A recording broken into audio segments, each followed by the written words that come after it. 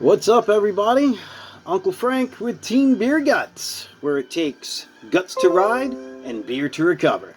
Welcome to stage 13 of the Tour de Beer. A different beer every day of the Tour de France. A quick race recap and a beer review. Thanks for joining us. Hopefully you've heard from a friend or you just kind of stumbled upon us, and if so, we'd love it if you told your friends. Like, share, subscribe, hit that bell notification, all those things would be greatly appreciated. So, let's talk real quick about the stage. If you're here for the race, it's real quick because we're mostly beer focused and we have a beer to talk about that I've been wanting to get into for a little while. Today, stage 13, the unlucky number 13. Traditionally in the Tour or other bike races, you wear that number upside down in order to ward it off. 13 didn't make a difference today. Today, history was made. So if you don't know, here comes your spoiler.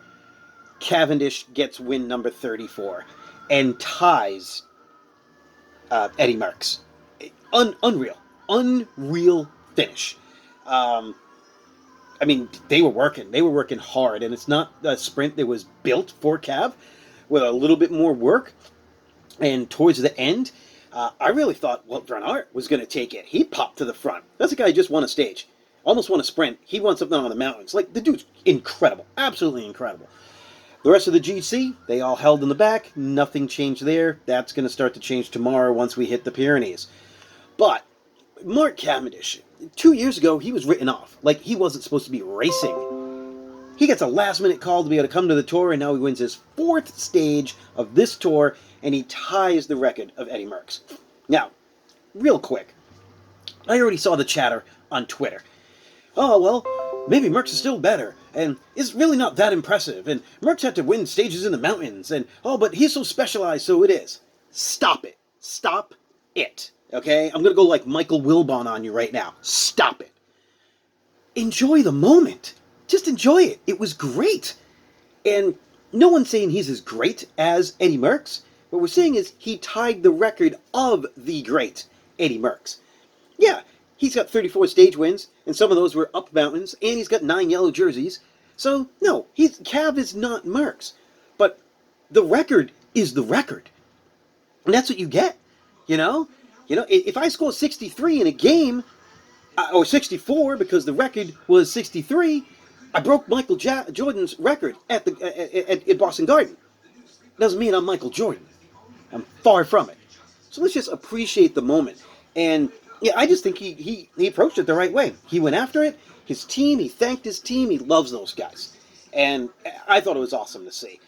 So, his nickname is the Manx Missile. So today's beer, it's been sitting in the fridge, I've been looking for a reason to drink this, is called the Blue Comet. Blue Comet is a 7.1% New England-style IPA from Widowmaker Brewery in Braintree, Mass.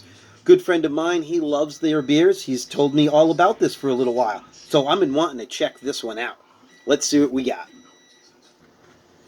We have been talking about IPAs a bunch, I get it, and New England IPAs, and I know I was saying different beers. Not always a different style of beer every day, but a different beer each day. There's a lot of New England IPAs, and there's a lot of really good ones. So yeah, we've been talking about that a lot. Don't be discouraged, though. I've got some classic beers and some great beers coming up for the remainder of this tour. So what do we got here from Widowmaker? As expected, hazy. What I'm liking right here is it's not turbid. And that's something I don't think I've talked about before when reviewing some of the beers. I'm okay with the haze. As long as people understand that haze is not a flavor. It might be indicative of a certain flavor, but it's not a flavor. So people are like, oh, it's so hazy, it's delicious. No. It looks hazy. You know what else looks hazy? A Hefeweizen. You know what else is really delicious? Clear beer. So let's not make that the end-all, be-all qualification of a good IPA, all right? Also, hazy. It's going to be hazy, but turbid, I don't want. I don't want chunks floating in the beer. I don't want it to look like a glass of mango juice. I just don't. There are people that love it. That's fine. That's not for me. As a beer judge, that's just not something I can't wrap my head around it. Now, again, I'm not judging these beers. I'm just tasting them and telling you what I think of them. And as I'm just talking here and with the Frank hands, I'm kind of wafting as well, just by accident. And man, that aroma is popping. I am digging that right off the glass. That's a great aroma on this beer. Um, Looking to see if it says what hops are in here or anything. It does not. Just says store cold, buy cold, share cold. If this can is not cold, ask why. That's great. All right. So yeah, we've got a good hazy color, golden. Again, not turbid.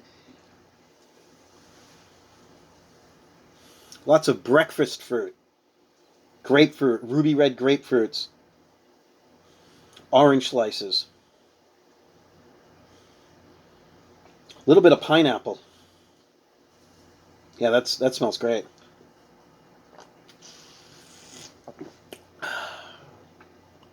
Oh, that is juicy. Yeah, when you're looking for, and it has a dry finish, so this is kind of that one of those where like, oh, I like the dank IPAs. Oh, I like the juicy IPA. I feel like I'm getting a little both here. Dank is that big pop, but then kind of dries out to me.